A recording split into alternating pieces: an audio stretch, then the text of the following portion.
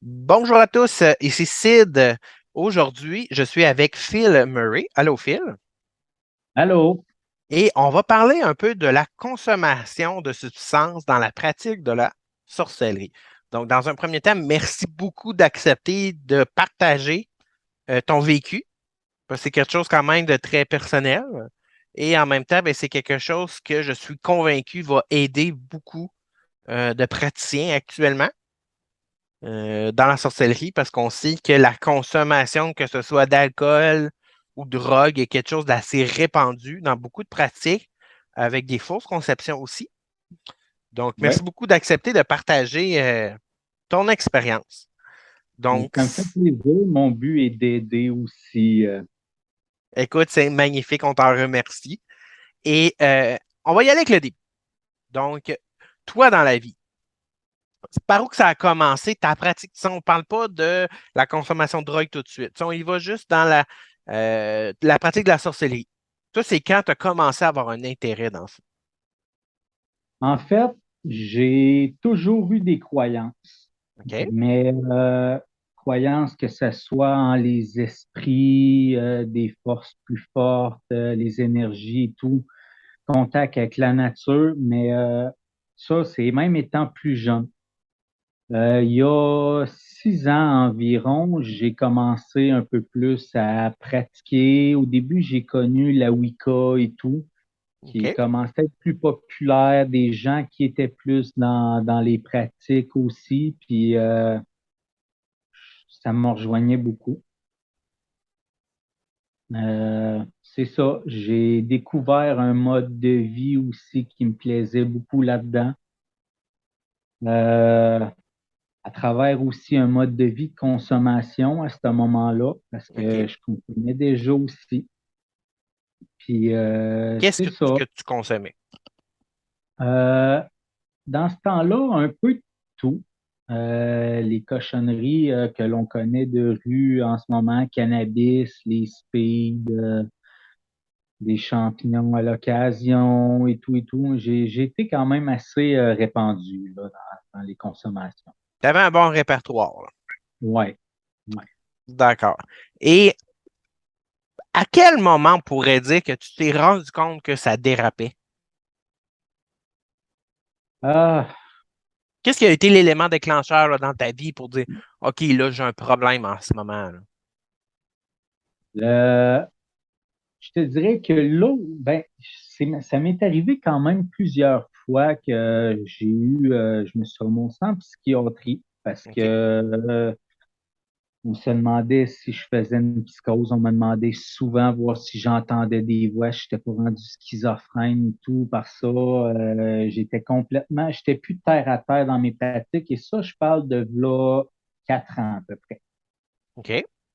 Mais là où ça l'a vraiment, que je me suis vraiment rendu compte que j'ai comme cliqué, que j'en ai pris conscience, c'était l'année passée. Euh, je consommais plus comme je consommais avant, mais j'ai fait des rituels en fait sous influence de substances, des rituels seuls, OK? ben, accompagnés d'une autre personne, mais c'est ça. Sous influence de substances psychédéliques, des champignons et des nouvelles molécules qui se rapprochent beaucoup du LSD qu'on trouve, que l'on trouve aujourd'hui. OK? Puis c'est ça. Euh, Qu'est-ce que ça cause? Mettons quelqu'un qui ne connaît pas ça, là. Qu'est-ce que ça cause chez toi quand tu prends des champignons magiques? en fait, l'euphorie, OK? tu vas rire, les perceptions aussi. Des fois, tu as l'impression de percevoir plus, mais c'est pas des perceptions réelles, c'est complètement faussé. Des hallucinations aussi. OK? Beaucoup. Tout ça dans un Euh, état d'euphorie. ouais, OK? Puis l'autre que tu parlais de la molécule qui ressemble beaucoup au LSD, qu'est-ce que ça causait? ça cause un high. Encore une fois, l'euphorie, des fous rires et tout, des hallucinations, les choses qui bougent. Certaines personnes vont dire que ça l'amène à des ouvertures d'esprit et à des prises de conscience. Mais encore une fois, c'est très, très dangereux. C'est très dur de faire la distinction entre le réel et le fictif. OK. ce moment-là. Ouais.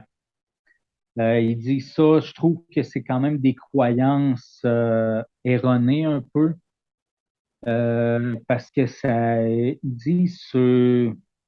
dit sur Internet, quand tu vas faire des recherches là-dessus, que ça détruit l'ego de la personne. Le côté égocentrique et tout, tu l'as plus, fait que tu es plus ouvert à recevoir.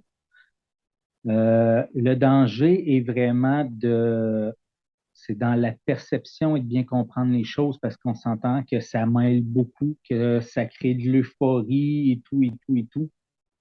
Donc, c'est ça. Euh, c'est touché. OK. Mais tu sais, quand les gens disent que c'est quoi, simplement parce qu'on prend cette substance-là, ça fait en sorte que là, tout d'un coup, on a conscience de notre ego, puis l'ego disparaît, c'est quoi? Ah, comment expliquer ça un peu? Euh, T'es pas conscient. Ben, il y a des passes plus introspectives là-dessus. Autant OK. les champignons que le LSD, il y a des passes, surtout quand tu arrives sur le débuzz à la fin, que tu te remets beaucoup en question. OK. Puis cette remise en question-là, c'est quoi? C'est des choix que tu as faits dans le passé qui te reviennent en tête? Oui, ça peut être des choix dans le passé, ça peut être ta personne dans le présent aussi, ce qui se passe un peu et tout. Tu deviens plus renfermé sur toi-même à te poser des questions. Est-ce que je fais bien? Est-ce que je suis comme ça? Si, ça. Tout en étant dans un état un peu, dans un état second, débalancé. OK. Ouais. Puis, à ce moment-là, quand tu es dans cet état-là, quels sont les dangers qui sont devant toi que peut-être que tu t'en rends pas compte, bien sûr, là? En fait, c'est entre le réel, c'est ça, encore une fois, entre le réel et le fictif et la paranoïa et tout, c'est vraiment mince. C'est dangereux de OK. tomber dans des états d'introspection puis que tu sois plus paranoïaque et de juste mal comprendre les choses et tout. Puis on s'en rend pas compte, finalement. On pense qu'on a Non, on s'en compris, rend mais pas compte parce que tu penses que tu as compris des choses, que tu es, oui, OK, c'est une certaine introspection, mais c'est tellement faussé par la substance, par le côté d'euphorie, le côté de délire aussi, que on peut tomber dans des états comme ça à jeun, à jeun. ça demande juste plus de travail, c'est ça. Oui, et voilà. Là, c'est juste que tu le fais pas consciemment, puis que tu tombes dans un état qui est comme, t'es pas en contrôle. Puis, Puis est-ce que tu es à l'aise de nous expliquer qu'est-ce que ça a causé dans ta vie, ça? Le fait d'avoir euh, consommé et tout. en fait, j'ai perdu beaucoup de choses. J'ai fait des dépressions. OK. J'ai fait des psychoses toxiques. J'ai perdu des amis aussi. À un moment donné, j'étais rendu tellement en space puis décollé loin dans mes pratiques et tout que le monde, il faisait comme aïe aïe, ça n'a plus de bon sens. Puis il se décollait de moi. J'étais plus terre à terre, grondé. J'étais vraiment complètement en train de décoller dans la compulsion, dans certains moments, des délires aussi, complètement. J'ai perdu pied. OK. J'ai été en train de me perdre. La consommation, les pratiques et tout. Tu sais, déjà là que les substances, tu as des grosses chances de faire des psychoses. Ben, en consommant que ça ne serait-ce que du cannabis ou de l'alcool, quand tu commences à mélanger des trucs plus spirituels tu viens de doubler les chances de faire des psychoses, même doubler, ah ouais, c'est OK. léger. Puis ça, les gens dans ton entourage s'en rendaient compte, mais même Moi, si tu le disais, toi, tu t'en je m'en rendais pas rendais, compte. je m'en rendais pas compte, pas en tout. Puis ça a été très, très rapide. Pour vrai, j'ai fait un bon trip, en fait, avec une pratique et tout. J'ai consommé des champignons, gros, gros, un soir en pratique. Puis, Quand tu dis en pratique, c'est en faisant un rituel? ouais. OK. Puis le lendemain, je revenais pas, j'arrivais pas à décrocher de ça. C'était intense, là. J'étais rendu très, très loin dans mon délire, là. Ça, Limite t'étais où à battu. ce moment-là quand tu as fait ça, ce rituel-là? T'étais chez toi, dans la forêt? J'étais chez moi. OK. Cette fois-là, j'étais chez moi.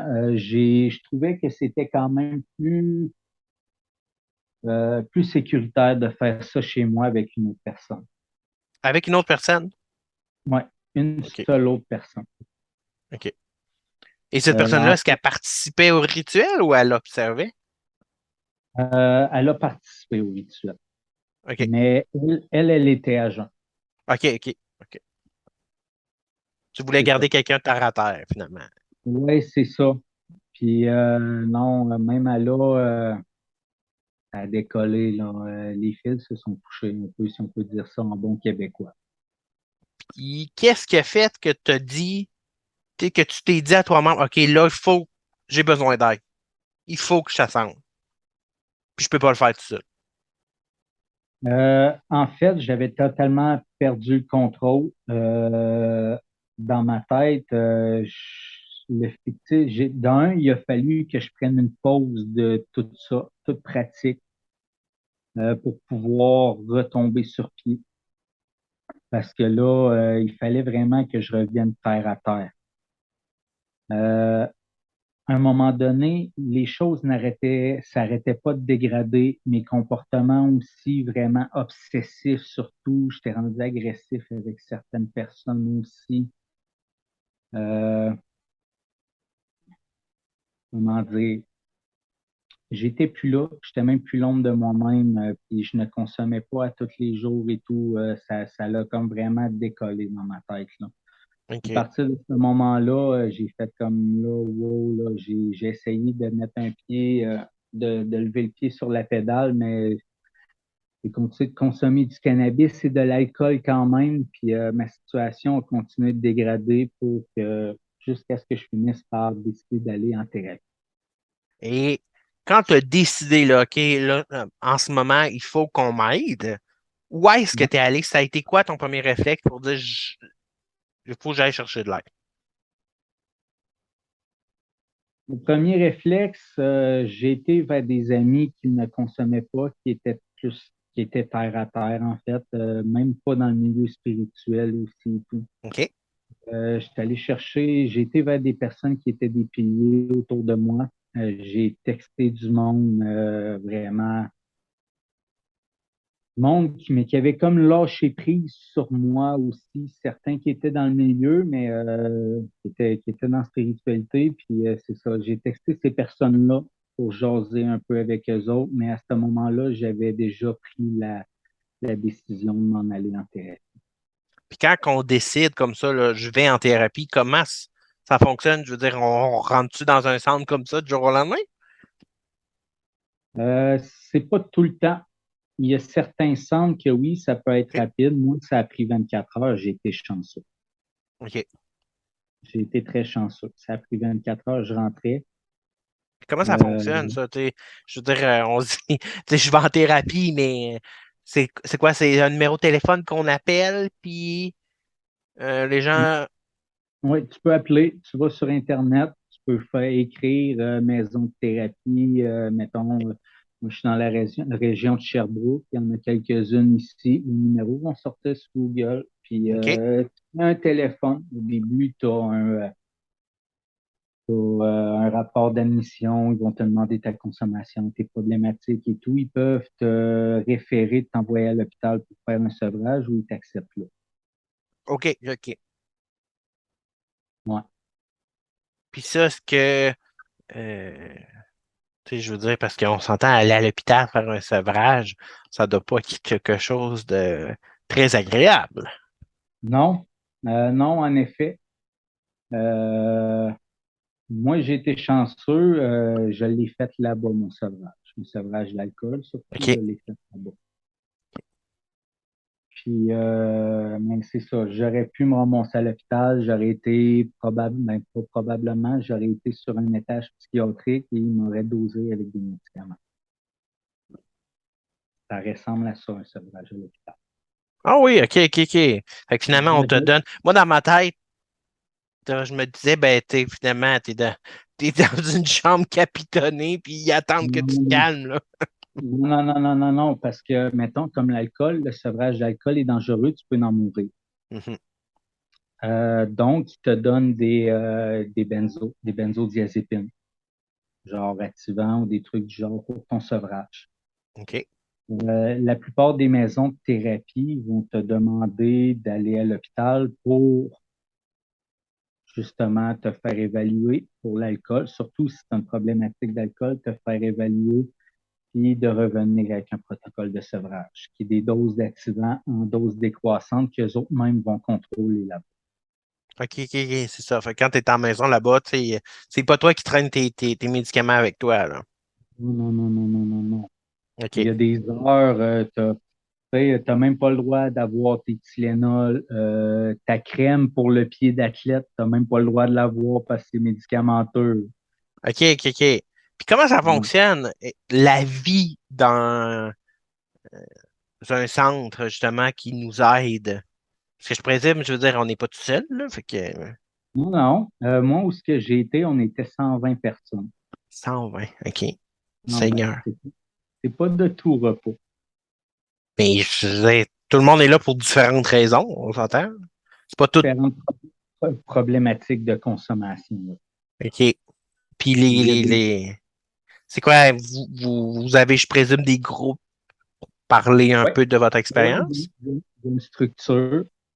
Il y a différents types de thérapies. Il y a des thérapies qui sont plus cognitivo-comportementales, genre, souvent, c'est des thérapies qui durent approximativement 6 mois. On travaille sur les comportements. Moi, c'est là que j'ai été. Tu étais au T'as d'autres, centre pendant 6 mois. ouais. OK. Puis tu as d'autres thérapies qui sont basées sur 12 étapes des OK. fraternités. Les fraternités anonymes, que c'est ça. OK. Fait que, ouais, il y a, bref, c'est ça. Là-bas, la maison de thérapie où c'est que j'étais, elle, tu te lèves le matin, tu vas déjeuner, tu as des tâches, juste avant les tâches, tu as une prise de présence, vu qu'on est 120 résidents, des personnes qui sont parfois pas là volontairement, mais par des conditions de cours, fait qu'on doit toujours prendre les présences. Après avoir fait les présences, ménage, petit temps pour toi, qui est quand même pas très, très long. Après ça, paf, tu as un atelier. Les ateliers, c'est sur vraiment des contenus thérapeutiques. En sortant de là, petit temps, un dîner, euh, après le dîner, une autre prise de présence, ménage, un autre atelier l'après-midi ou une activité, tout dépendant de la journée. Le soir, certains soirs, tu as des activités de groupe, des moments de libre, des sports. Ça ressemble Ça, un tous peu à ces ça. ateliers-là, il faut que tu participes, c'est ça? Oui, tu n'as pas le choix. OK. C'est vraiment, en cognitivo-comportemental, c'est vraiment des ateliers qui vont t'apprendre à te connaître. OK. Ouais. Puis toi, t'as passé au travers de ces 6 mois-là, là. Ouais. Puis comment tu te sens maintenant? Où est-ce que tu en es rendu, là, dans tes démarches, là? Euh, Comment je me sens en ce moment? Avec le travail que j'ai réussi à faire pendant 6 mois là-bas, j'ai réussi à reconnecter avec moi-même. OK. Je me sens beaucoup plus calme que je l'étais. Puis j'ai été chanceux de pouvoir retrouver toute ma tête aussi là-bas. Ça, c'est une chose parce que j'aurais pu rester dans un état complètement décollé à cause de ces expériences-là un peu, mais à cause de ces expériences-là. Je me sens en paix aujourd'hui. J'ai fait un travail dans une certaine étape en étape 3 là-bas, OK. qui est l'étape des blessures de vie et tout. Je suis allé voir à l'intérieur de moi c'est quoi qui m'emmenait ça, les blessures, le problème de consommation, les choses à me pardonner. J'ai fait un ménage intérieur. Et Euh, ça doit être intense émotionnellement, là. oui, ça a été très difficile. Euh, après ça, quand je suis sorti de là, j'ai été quand même 2 semaines un peu débalancé émotionnellement. OK. À être plus des moments plus agressifs, des moments plus tristes, des moments joyeux. Je passais par des gammes d'émotions épouvantables que ça faisait des années que je ne me donnais pas le droit.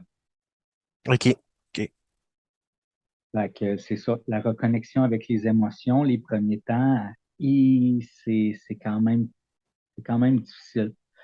Parce que c'est ça, quand on tombe, que ce soit la consommation de drogue, de cannabis, d'alcool, peu importe, que ce soit légal ou que ce soit des drogues de rue, que ça soit même, on va dire, occasionnel quelques fois par semaine qu'on ne consomme pas tous les jours, c'est qu'à quelque part, pour la plupart des gens, on gère des choses avec ça. Il y a des trucs que l'on veut probablement pas vivre ou que, tu sais, des stress qu'on veut essayer de mieux gérer, le sommeil, peu importe les raisons, il y a des milliers de raisons pour lesquelles que l'on consomme. On n'est pas obligé d'être gelé du matin au soir pour faire une déconnexion émotionnelle avec ça. C'est des comportements de dépendance, ça, la déconnexion avec le temps et de se remonter avec les émotions fuckées. OK. Puis C'est toi, des comportements. aujourd'hui, est-ce que tu considères vraiment que tu t'es amélioré, tu sais, que tu t'es aidé? Oui, oh oui, beaucoup. La personne que j'étais et la personne que je suis, c'est deux choses totalement différentes. Le calme que j'ai trouvé, le respect de moi-même. OK. J'ai appris à me respecter, à mettre mes limites, à dire non, d'être bien avec moi-même, apprivoiser les moments seuls, euh, les passions, retrouver mes passions, retrouver qui j'étais, puis j'ai découvert des côtés de moi-même que je pensais même pas que j'avais.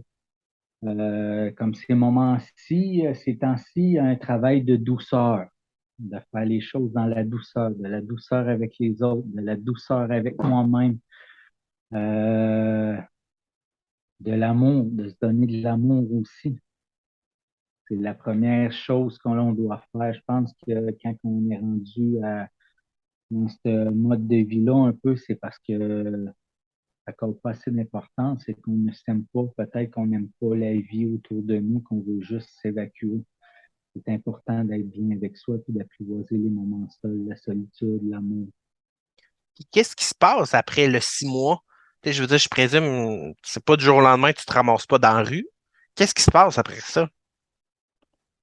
En fait, dans la dernière étape, euh, qui est la réinsertion, là-bas où c'est que j'étais, on avait 1 mois pour faire des choix un peu. On s'en va en réinsertion sociale. On s'en va, tu trouves un appart, un job, tu voles de tes propres ailes. C'est ça. Est-ce qu'il y a des gens qui t'aident pour ça?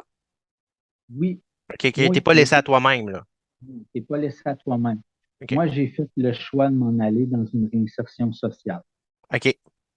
Je voulais prendre le temps de bien faire les choses et OK. continuer mon cheminement aussi de pallier, parce que c'est difficile. Quand tu sors de thérapie, d'un milieu protégé, que tu te ramasses plus libre en société, c'est difficile. Le step, il est quand même élevé. Il y a beaucoup de personnes qui rechutent à cause de ça. OK. Donc, j'ai décidé de partir d'un milieu qui était très encadré et de me remonter dans un milieu qui l'était moins un peu, faire un palier entre les deux. OK, OK, OK. Pour me donner toutes mes chances et tout. Encore là, j'ai des gens qui sont à ma disposition tout le temps. J'ai une petite structure qui est quand même pas énorme à respecter aussi, mais quand même, j'ai une structure. À quelque part, il faut que je me structure moi aussi. Mais c'est ça, c'est vraiment un entre-deux. Il y en a un peu partout. C'est un peu le même principe, ça. La réinsertion et tout. Tu finis une grosse thérapie, ils ne te repitchent pas. Ah ouais, let's go. Il y a des ressources qui sont fortes. OK. C'est ça, t'es pas laissé à toi-même, là. Non, non, non, non, non, non, Puis non. aujourd'hui, est-ce que Phil il continue de pratiquer la sorcellerie? Oui, Parfait. oui, Hey, c'est oui. bien. Et Oui, qu'est-ce que, tu sais, je présume, on s'entend, là, ta pratique a dû changer, évoluer, versus celle de v'là 6 ans quand tu consommais. oui, en effet. Là, en ce moment, ces temps-ci, je fais beaucoup de méditation, OK. Reiki, tout, balade en nature, reconnexion avec la vie, les divinités, ma divinité aussi. C'est plus des pratiques qui, tu sais, je pense que aussi la spiritualité et tout, c'est un cheminement qui est, tu sais, le cheminement personnel, c'est une spiritualité aussi. Puis là, ces moments-ci, je suis un peu là-dedans, moins dans les grosses pratiques aussi. Je veux OK. plus retourner aux bases un peu, aller me réenraciner, réapprendre mes choses, relire sur certains sujets qui m'intéressent beaucoup, mais j'ai Suivre les comme cours de sorcellerie avec Sanctum. des cours aussi. J'ai décidé de faire du ménage et de réapprendre un peu ces temps-ci. Parce OK. que dans tout ce mode de vie-là, je m'étais comme perdu un peu, fucké, fait que j'ai décidé de retourner aux bases. OK. Fait que c'est ça. Je continue aussi de fêter les fêtes païennes, comme aujourd'hui, ça moins. Donc, ça garde une structure, là. Tu sais, on parlait de structure tantôt. Ouais, T'as gardé ça dans ta pratique, là. ouais, ouais. Mes créations aussi, je fais beaucoup, ben, j'ai recommencé à créer. Ça, OK? c'est ma passion. Que ce soit des capteurs de rêve, des colliers talismans, des crânes. J'adore faire ça aussi, plus particulier. Des fois, je m'en fais commander des personnages, j'aimerais dans tel genre, puis avec des énergies particulières et tout. J'aime ça, mettre mes énergies aussi dans ce que je fais. OK.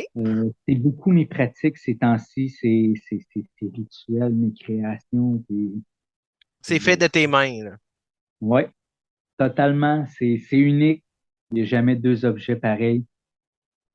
C'est fait de mes mains, avec amour, avec passion, dans une belle énergie.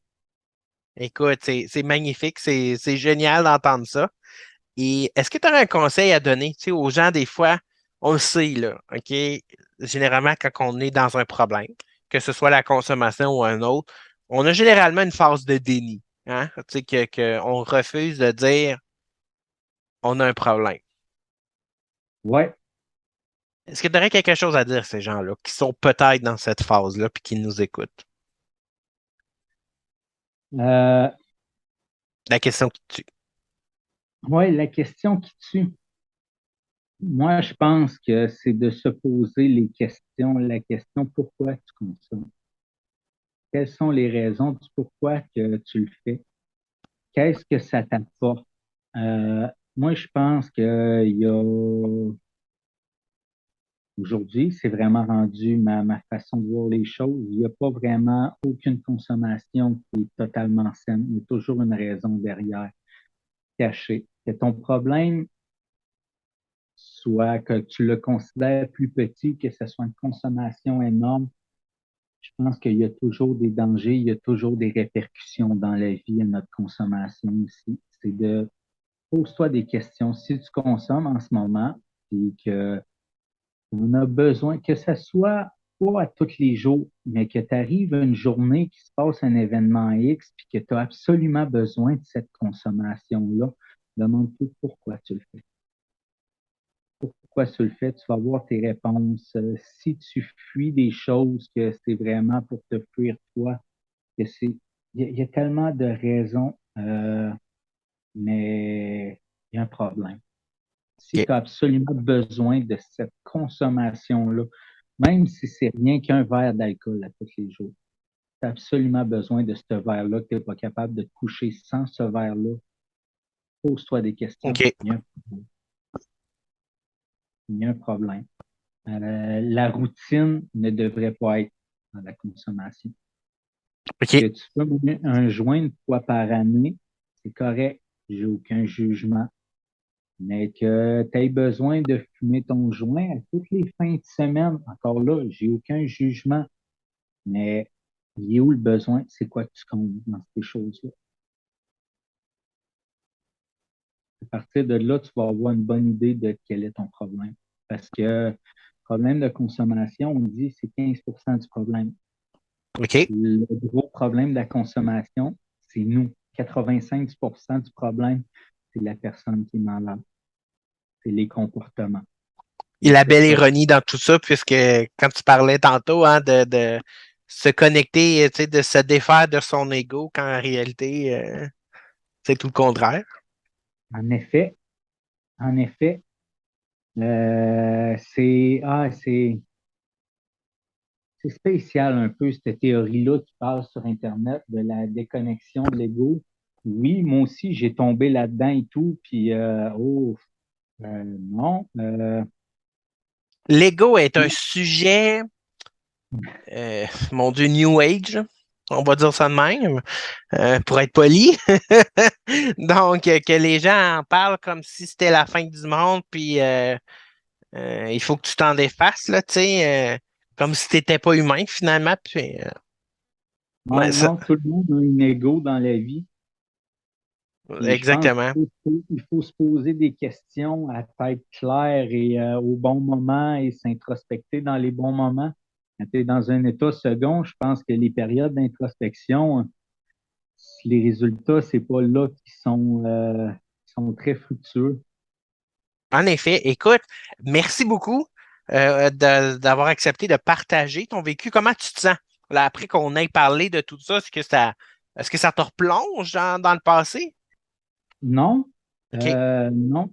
En fait, moi, personnellement, je suis content de partager un peu. Peut-être que j'ai été décousu un peu sur certains moments parce que c'était des bouts qui ont été quand même lourds en information, en émotion et tout. Mais je suis content d'avoir partagé. Puis si je peux aider ne serait-ce qu'une personne que ça fasse prendre des prises de conscience, ben ce petit temps-là que je vais avoir donné va avoir porté fruit. Non, ça me replonge pas là-dedans. Au contraire, moi, j'ai pris le choix personnel d'arrêter de consommer, un choix sincère, mais je n'oublie pas d'où je viens. En aucun moment, parce que c'est dangereux à partir de ce moment-là. Si j'oublie d'où je viens, il y a des chances que j'y retourne.